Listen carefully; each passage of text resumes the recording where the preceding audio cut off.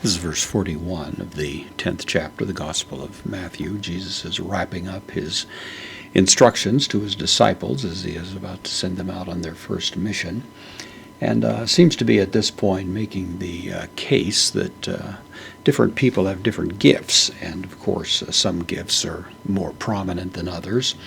Some put people into upfront positions where they seem to be getting a lot of credit, a lot of recognition.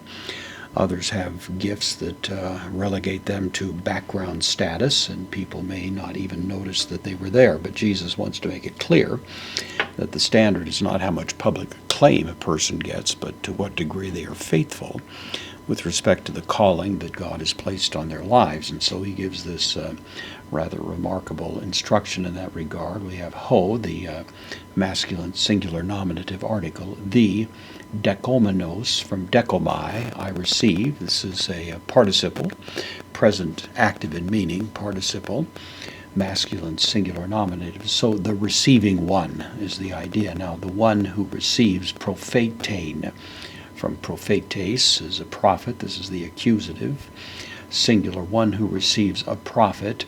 And then ace, preposition with the accusative, onimo, in a name, prophetu, of a prophet. With the rank would be the idea. So one that receives a prophet, giving the recognition that would be responsible or appropriate for a prophet. Misthon, this is the word for a reward, a compensation, a payment. The one who receives a prophet in a name of a prophet, a reward, prophetu, of a prophet.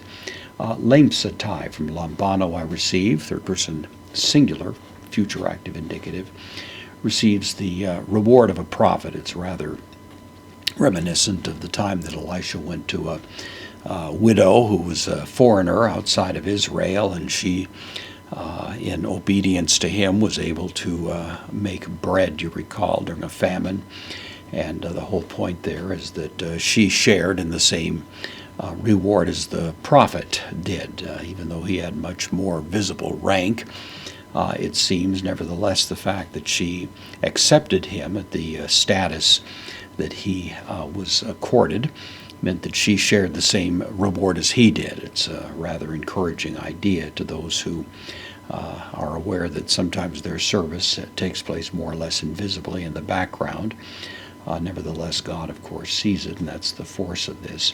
Same principle here, kai, the connective, ho dikomenos, same word, the receiving, dikaion, from dikaios, righteous. This is the substantive use of the adjective dikaios, righteous. So he who receives a righteous one or a righteous man, ace, preposition, onima, dikayu, in a name of a righteous one, again, receiving this one, giving recognition to the quality of that person. Misthon, same word, reward, dikayu, of a righteous one, lampsatai.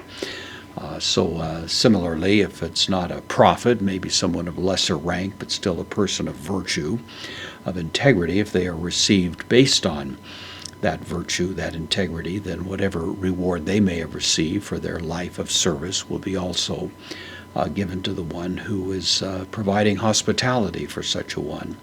A great equalizer, really, in the service in the kingdom of God, to say that while some special recognition is given to some more than others, from God's point of view, of course, he sees much more deeply the inward motives rather than simply the outward acclaim.